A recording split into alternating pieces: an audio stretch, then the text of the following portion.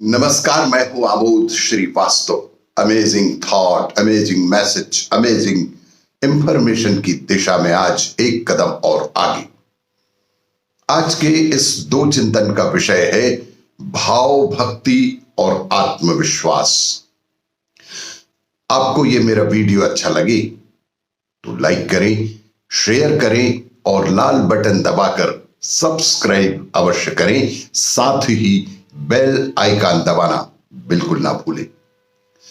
आज के इस प्रथम चिंतन का विषय भाव और दृढ़ विश्वास ही सच्ची भक्ति है। एक बहुत महान संत हुआ करते थे। उनके बहुत सारे शिष्य थे जो उनसे शिक्षा ले रहे थे। एक शिष्य काफी दिनों से गौर कर रहा था कि संत जी जब भी ईश्वर के सामने प्रार्थना करते थे तो कभी उनके होंठ नहीं हिलते थे। उस शिष्य से नहीं रहा गया तो आखिरकार उसने एक दिन अपने गुरु संत से पूछा कि हम जब प्रार्थना करते हैं तो होंठ हिलते हैं, जबकि आपके होंठ प्रार्थना के दौरान बिल्कुल भी नहीं हिलते। आप पत्थर की मूर्ति की तरह खड़े हो जाते हैं। आप क्या कहते हैं अंदर से? शिष्य का प्रश्न सुनकर संत ने कहा कि मैं एक बार राज दरबार से गुजर रहा था और राजमहल के सामने द्वार पर मैंने सम्राट को खड़े देखा और ठीक महल के सामने एक भिखारी को भी खड़े देखा। वह भिखारी बस खड़ा था, निश्चल निशब्द खड़ा था। फटे चीथड़े कपड़े थे शरीर पर। सम्राट उस भिखारी से बोला, बोलो क्या चाहते हो? उस भिखारी ने कहा कि अगर मेरे आपके द्वार पर खड़े होने से मेरी मांग का पता नहीं चलता तो कहने की कोई जरूरत नहीं। क्या कहना है? और मैं द्वार पर खड़ा हूं, मुझे देख लो, मेरा होना ही मेरी प्रार्थना है। संत ने कहा कि उसी दिन से मैंने प्रार्थना बंद कर दी। मैं परमात्मा के द्वार पर खड़ा हूं, वह देख लेंगे, वह स्वयं जान जाएंगे कि मुझे क्या कमी है, मुझे क्या चाहिए, मैं क्या कहूं। अगर मेरी स्थिति कुछ नहीं कह सकती तो मेरे शब्द क्या कह सकते हैं? अगर वह मेरी स्थिति नहीं समझ सकते तो मेरे शब्दों को क्या समझेंगे? भाव व दृढ़ विश्वास ही सच्ची भक्ति के लक्षण हैं। यहां कुछ मांगना शेष नहीं रहता।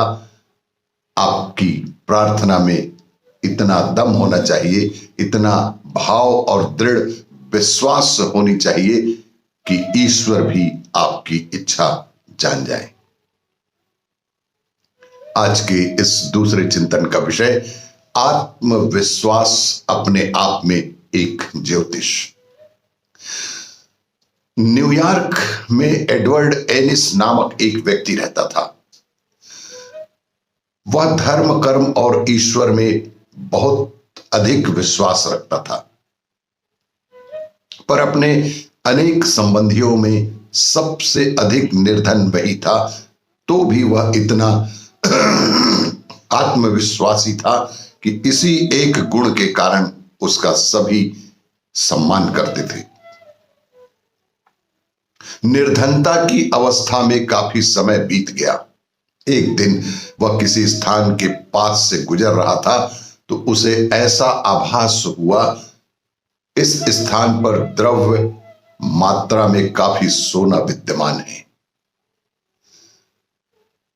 एनिस के पास धन नहीं था तो भी उसने अपने तमाम साधन एकत्रित करके कुछ मित्रों से सहायता प्राप्त करके वह जमीन खरीद ली और वहां उस जमीन की खुदाई प्रारंभ कर दी। दुर्भाग्य की हाईलैंड मेरी कुछ चांदी के टुकड़े ही उपलब्ध हुए और उसके बाद ही उसकी मृत्यु हो गई। मरने से पूर्व अपने एक संदेश में एनिस ने कहा, जो बात आत्मा से निकलती है वह कभी झूठ नहीं होती।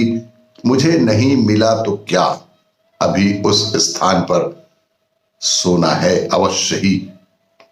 मृत्यु के 16 वर्ष बाद मारिया मार्ले ने, जिन्हें एनिस के आत्मविश्वास पर बेहद भरोसा था, उस स्थान की फिर से खुदाई का काम जारी करवाया। लगभग 500-600 फीट तक खुदाई करने के बाद वहां सोने, चांदी, तांबे और जिंक के भंडार मिले। इससे उस महिला की कई लाख डॉलर का लाभ हुआ। अपनी सफलता पर उन्होंने केवल इतना ही टिप्पणी की, आत्मविश्वास अपने आप एक ज्योतिष है। ऐसा मनुष्य भले ही अपने लिए कुछ ना करे, पर उसकी विकसित अंतर शक्ति अनेकों दूसरों का भी कल्याण कर सकती है, क्योंकि आत्मविश्वास अपने आप में एक संपूर्ण ज्योतिष है। आपको ये मेरा वीडियो अच्छा लगे तो लाइक करें, शेयर करें और सब्सक्राइब अवश्य करें। धन्यवाद।